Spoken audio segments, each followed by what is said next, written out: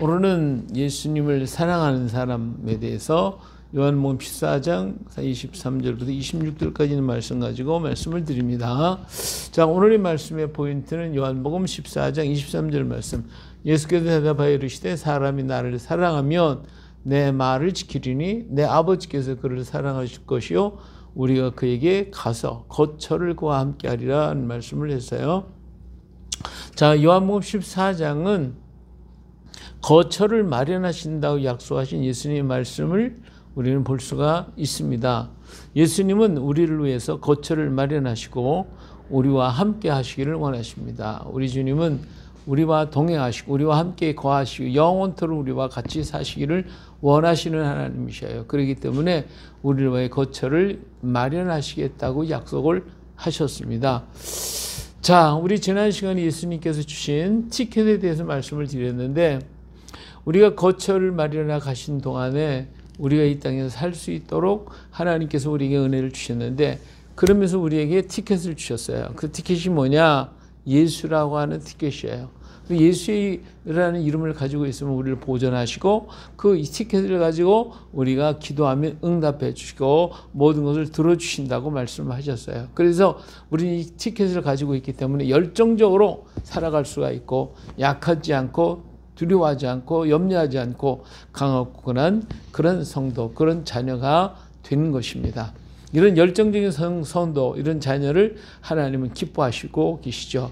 그래서 우리 예수님은 이런 성도들을 위해서 티켓을 마련하신 것이고, 이 티켓은 바로 예수 그리스도의 이름인데, 이것을 가지고 이 땅에 살다가 우리 주님 다시 오셔서 예수님께서 예배하신 그 처소로 우리를 데리고 가신다고 그랬습니다. 그렇기 때문에 우리의 삶의 길에서 이 티켓을 마음껏 사용해 가지고 복되고 아름다운 삶을 이루어서 우리 주님 오실 때에 영과 온과 흠이, 육이 흠이 없도록 보존되어지는 오늘 우리가 되어야 할 줄로 믿습니다. 우리는 하나님의 사랑받는 자녀입니다. 하나님이 사랑하시되 사랑받는 자녀가 있고 그렇지 못한 자녀가 있습니다. 오늘 우리는 사랑받는 자녀가 되어야 되겠죠. 사랑받지 못하는 자녀, 그러면 안 돼요. 사랑받는 자녀가 되어야 합니다. 그 길은 어떤 거냐? 우리가 하나님을 사랑받는 길은 우리가 하나님을 사랑하는 거예요. 자, 예수님께서 오늘 말씀을 그랬죠. 사람이 나를 사랑하면 내 말을 지키리니 내 아버지께서 그를 사랑하실 것이라고 그랬어요. 그러니까 하나님을 사랑하는 자가 하나님이 또 사랑을 받게 돼 있어요. 그래서 그러면 하나님을 사랑하는 게 뭐냐? 하나님을 사랑하는 것은 곧 예수님을 사랑하는 것이다. 자, 아버지나 어머니가를 나보다 더 사랑하는 자는 내게 합당하지 아니하고 아들이나 딸을 나보다 더 사랑하는 자는 내게 합당하지 아니한다고 예수님께서 말씀하셨는데, 그러면 예수님을 향한 사랑은 오직 한 마음이라는, 한 골수. 우리가 양자를 다 사랑할 수가 없어요. 두 마음을 품을 수가 없어요. 오직 예수님만 사랑하는, 오직 한 마음만 사랑하라는 것입니다. 호세아서 10장 2절에 보니까 그들이 두 마음을 품었으니 이제 벌을 받을 것이라. 하나님이 그 제단을 쳐서 깨뜨리시며 그 주상을 허시리라고 그랬어요. 자, 야고보서 1장 8절에 보면 두 마음을 품어 모든 일에 정함이 없는 자라고 말씀을 하셨죠.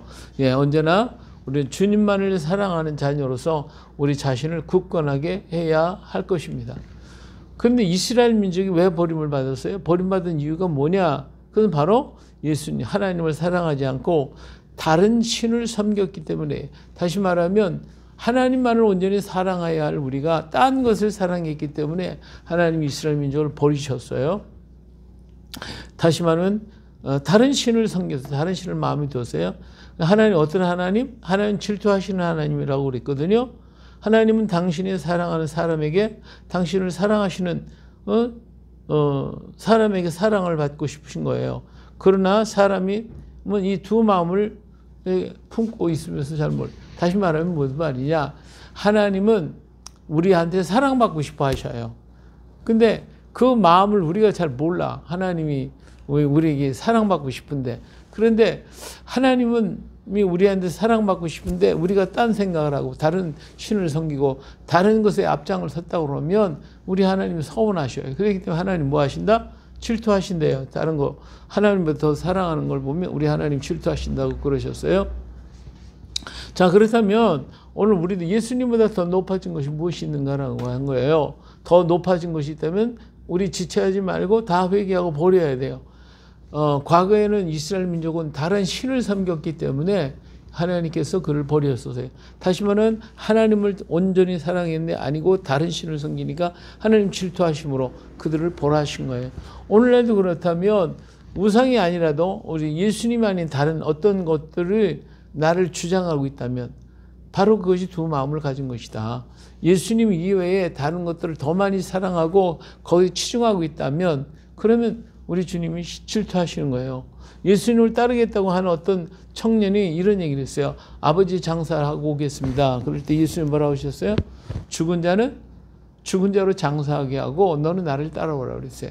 그러니까 다른 것보다도 먼저 제일 먼저 선택할 게 뭐냐? 우리 주님을 선택하라 이거예요. 주님의 말씀을 따라가라 이거예요. 그러므로 예수님은 전적으로 예수님을 따르는 것을 주님을 기쁘시게 해드리는 것이고 주님을 따라가는 그 증거가 되는 거. 그러면 여러 가지가 우리가 주님을 따라가는 증거가 있는데 그 따르는 증표가 뭐냐? 예? 그 증표는 뭐냐면 예수님께서 이런 얘기죠. 사람이 나를 사랑하면 뭐 한다고요? 내 말을 지키리니 그랬어요. 자, 예수님을 사랑하는 것 그것은 곧 누구의 말을 예수님이 하신 모든 말씀을 잘 듣고 행하는 것이다 그랬어요. 자, 사랑하고 사랑하지 않는 기준은 어디에 있느냐? 내가 사랑하는 그 사람의 한 말을 내가 그대로 순종하느냐 않느냐는 거예요. 사랑한다고 하면서 그가 한 말을 안 들어 그대로 행하지 않아. 그러면 그것은 사랑하는 증거가 아니죠. 사랑했다고 하면 그 사람의 한 말을 끝인 끝까지 듣고 그대로 행하는 사람이에요. 예수님도 그랬어요. 당신의 말을 듣고 행하는 자가 곧 당신을 사랑하는 자라고 말씀하신 거예요. 예수님 사랑합니다. 근데 그 말은 안 들을래요. 이건 그 말이 안 되는 거죠. 그래서 예수님을 진정 사랑하는 사람은 예수님 하신 말씀을 그대로 순종하고 따라가는 것이겠죠. 자, 그러면 나를 사랑하지 않은 자는 내 말을 지키지 아니하니 너희가 듣는 말은 내 말이 아니요 나를 보내신 아버지의 말씀이라고 그랬어요. 예수님은 말씀이라고 그랬죠. 곧 누구의 말이냐? 하나님의 말씀이에요. 그러니까 예수님이 말씀 자체이기 때문에 예수님이 로고스라고 그랬죠. 자, 요한복음 1장 1절 태초에 말씀이 계시니라 이 말씀이 하나님과 함께 계셨으니 이 말씀은 곧 하나님이시라고 했어요. 그러니까 예수님 자체가 말씀이시고 그 말씀은 곧 누구의 말씀이에요? 하나님 말씀이에요. 그러니까 예수님이 하신 말씀을 듣고 행하는 것은 누구의 말씀이 되는 거예요? 하나님의 말씀을 듣고 행하는 것이다. 그렇기 때문에 이것이 곧 하나님을 사랑하는 증거가 되는 거예요. 자, 그러면 어떻게 하나님의 말씀을 듣고 지킬 수가 있을까? 첫째로는 우리가 하나님을 사랑하는 마음을 가져야 되겠죠. 하나님은 질투하시는 하나님이라고 분명히 하셨어요. 자, 출애굽기 34장 14절에 너는 다른 신에게 뭐하지 말라 절하지 말라. 여호와는 뭐하?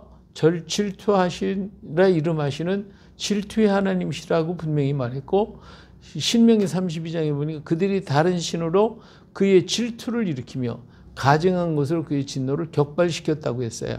예. 그 다음에 나홈서 1장 2절을 보니까 여호와는 질투하시며 보복하시는 하나님. 이게 하나님은 질투할 뿐만 아니라 여기에 보복하신대요.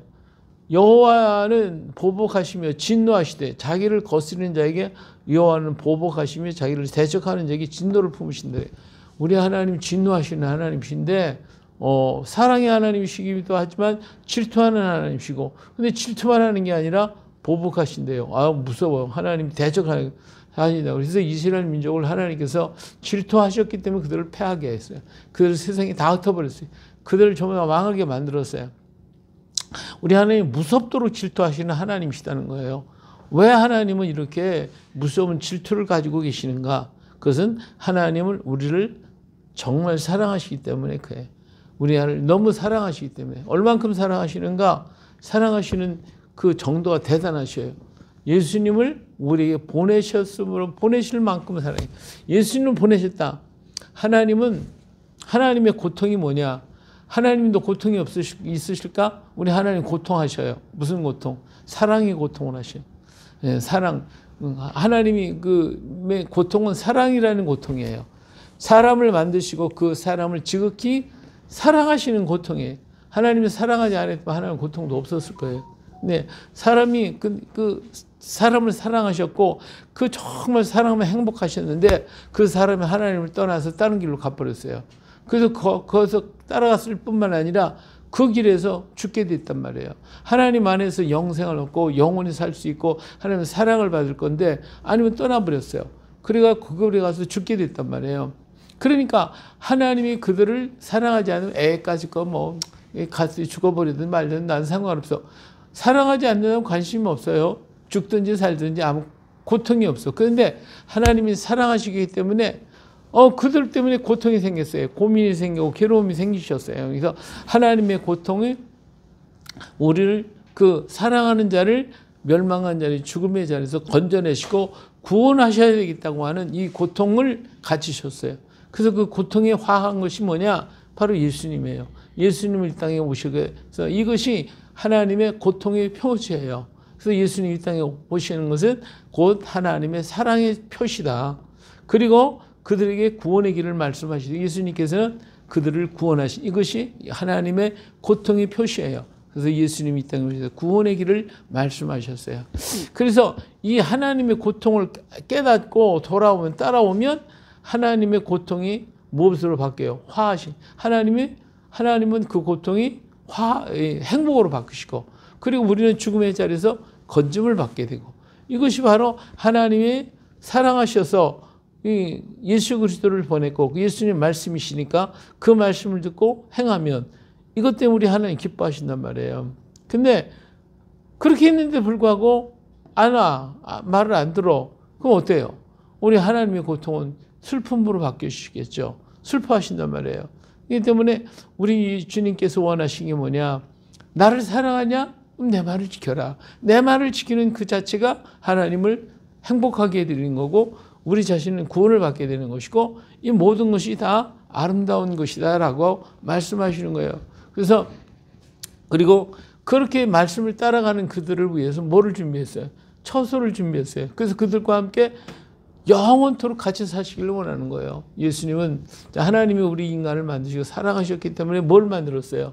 처음에 에덴을 만들어 주셨잖아요.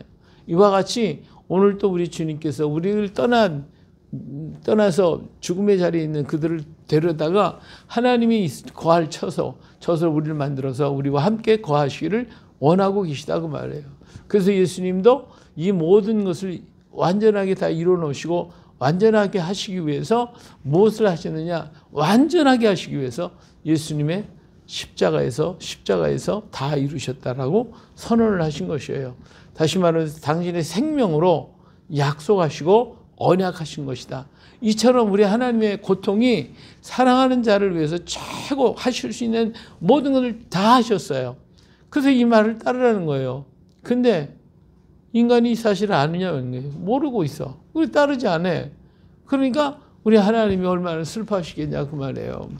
주님께서 그래서 이들로 하여금 믿게 하고 이들로 하여금 정말 하나님의 사랑을 깨닫게 하기 위해서 또 한 가지 또 보내주셨는데 그게 뭐냐?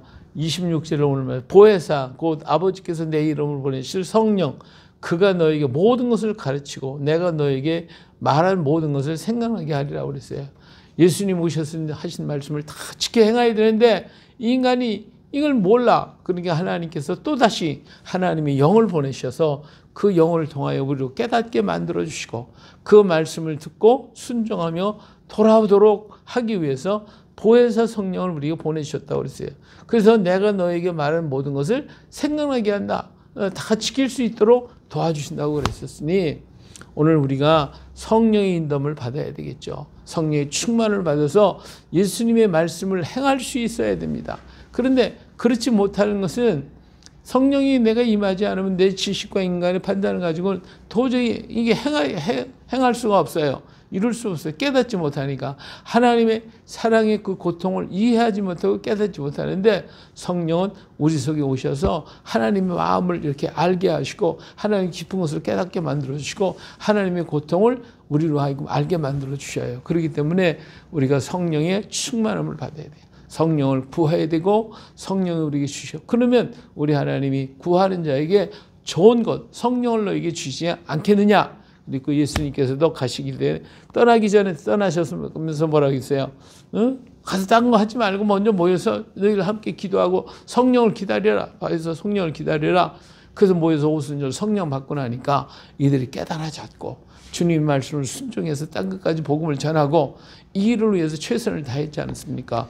오늘 우리도 마찬가지로 이 성령 충만을 구하고 성령 충만 받아가지고 하나님의 사랑을 받은 자로서 정말 하나님을 사랑하고 하나님을 행복하게 해드리는 오늘 우리가 되어지면 그것이 바로 우리의 행복이요 우리 구원이 되는 것입니다. 금년 한 해 동안에 성령 충만해가지고 더욱더 주를 위해 충성하고 열심히 주를 위해 사는 오늘 이 금년 한 해가 또 되시기를 예수님의 이름으로 축복합니다. 할렐루야.